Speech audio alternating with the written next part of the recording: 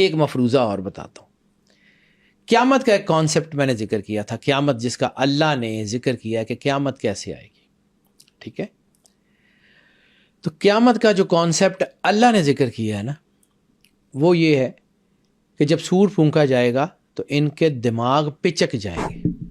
اب دماغ پچک جانے کو ذرا تھوڑا سا ذہن میں رکھنا.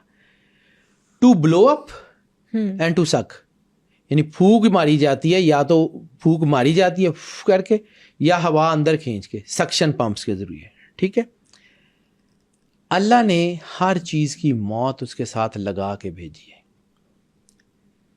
سور پھونکنا کوئی ترمپٹ یا کوئی بینڈ یا کوئی باجا یا کوئی بانسری نہیں ہے.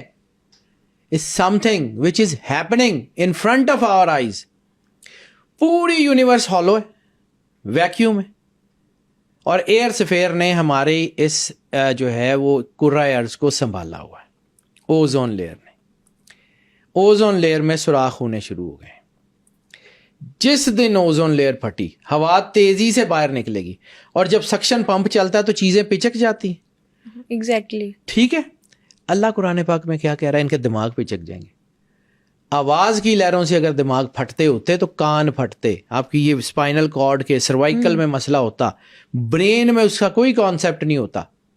اناٹمی یہی کہتی ہے. ٹو اسکویز، ہوا باہر نکل جائے گی. ہوا باہر نکلے گی تو کیا ہوگا؟ پانی کے اندر کیا ہے؟ H2O. قرآن پاک میں اللہ کہتا ہے پانی ختم کر دیا جائے گا. H2O، ہائیڈروجن اور آکسیجن کا مکسچر. اچھا، اللہ سے بڑا سائنسدان بھی کائنات میں کوئی نہیں ہوا. بے شک. Hydrogen highly explosive, oxygen fire agent, دونوں آگ لگانے والی اور آگ کو بڑھانے والے ایجنٹ ہیں. ٹھیک ہے، دونوں ملتے ہیں تو پانی بن جاتا ہے جو آگ کو بجھا دیتا ہے. کمال ہی کی سائنس ہے. صرف اس کی جو ہے نا، اس کی جو اندر اس کے جو چیزیں ہیں، اس کی چیزوں کو سمجھنے کی کوشش کرو. ہائیڈروجن اور آکسیجن، آکسائڈ بریک ہو جائے گا، آکسائڈ بریک ہو جائے گا، ہائیڈروجن علیحدہ ہو جائے گی، آکسیجن علیحدہ ہو جائے گی، پانی ختم ہو جائے گا. پہاڑ روئی کے گالوں کی طرح اڑیں گے. تیسرا کانسیپٹ قیامت کا. اوزون لیئر ختم ہو گئی، پہاڑ، ہوا ختم ہو گئی، تو گریوٹی کہاں گئی؟ ختم. گریوٹی کے لیے کیا ضرورت تھی؟ اوزون لیئر اور اس زمین کی جو چیزیں تھیں اس کے اندر رہتی تھیں، جو اس کو رکھ رہی تھی. پہاڑ روئی کے گالوں کی طرح اڑیں گے. اور قیامت کس کو کہتے ہیں؟ باہر سے آنی. اس زمین کی، اس سولر سسٹم کی موت کا نظام اللہ نے رکھا ہوا ہے. اب سولر سسٹم آپس میں چینڈ نہیں ہے، یعنی چاند سے زمین کو رسی نہیں ڈالی گئی، سورج سے چاند کو رسی نہیں ڈالی گئی، آپس میں بندھے ہوئے نہیں ہیں. ایسے ہی ہے. ٹھیک ہے، ایک ہی گریوٹی نے دوسرے کو کھینچا، دوسرے کی گریوٹی نے تیسرے کو کھینچا. یہ بیلنس ہو گئے ہوئے، صرف بیلنسڈ ہے.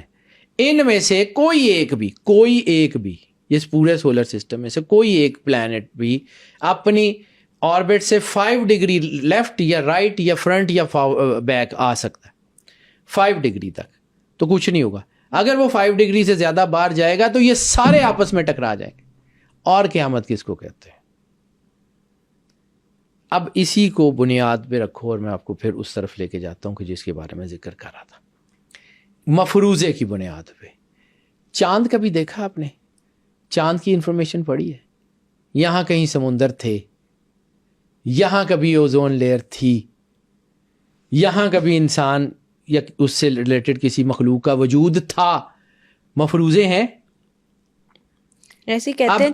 اب اس کو امیجن کرو کہ یہ جس پوری قیامت کا ذکر قرآن پاک میں ہے، جس پوری قیامت کا ذکر میں نے، کہیں چاند پہ آ تو نہیں گئی، وہاں پہ اوزون لیئر تو نہیں ٹوٹی، یعنی وہاں پہ سمندر موجود ہے اور وہاں پر جو ہے وہ پانی نہیں ہے، وہاں پہ گریوٹی نہیں ہے.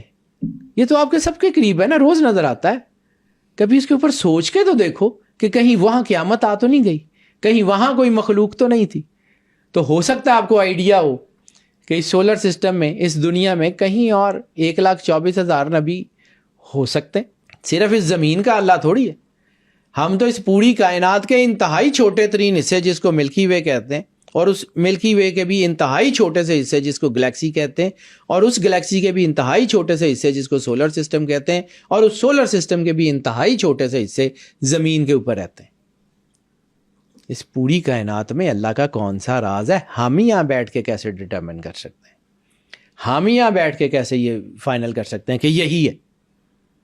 تو کہیں چاند پہ قیامت تو نہیں آ گئی؟ کہیں ہو سکتا ہے وہاں پہ کوئی نبی آئے ہوں، کوئی مخلوق ہو، کچھ ہو. ابھی بھی کہا جا رہا ہے کہ جی مارس پہ اسٹیفن ہاکنگز نے یہی نہیں کہا تھا کہ کائنات کے نظام سے چھیڑ چھاڑ مت کرنا، ہو سکتا ہے وہاں تم سے زیادہ مضبوط مخلوق ہو جو تمہیں آ کے پکڑ لے. اسٹیفن ہاکنگز میرا خیال ہے کہ بہت لائق آدمی تھا. وہ اتنا عام سا آدمی نہیں تھا کہ اس قسم کی باتیں ایسے ہی مفروضوں کی بنیاد پہ کر جائے.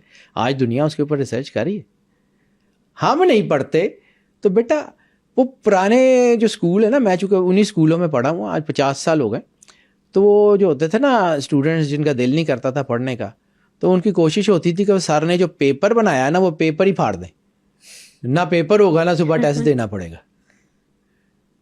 ٹھیک ہے، تو دس از دی ایکچوئل سچویشن. تو جن لوگوں کو سمجھ نہیں نہ آتی وہ پھر کہتے ہیں کہ یار نہیں انجینئر کا. سوچنے کے لیے اپنے آپ کو اوپن کریں، آپ کو راستے ملتے جائیں گے.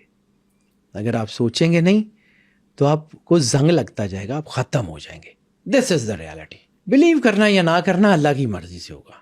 مفروضوں کو ڈینائی نہیں کیا جا سکتا. مجھے کوئی چیز پتہ نہیں ہے تو اس کا مطلب ہے کہ وہ ہے نہیں، یہ نہیں ہو سکتا. اور وہ پلیٹو نے اسی لیے کہا تھا کہ as much as I know that I know nothing, کہ میں جتنا جانتا چلا جاتا ہوں مجھے یہ سمجھ آتی ہے کہ مجھے کچھ نہیں پتا.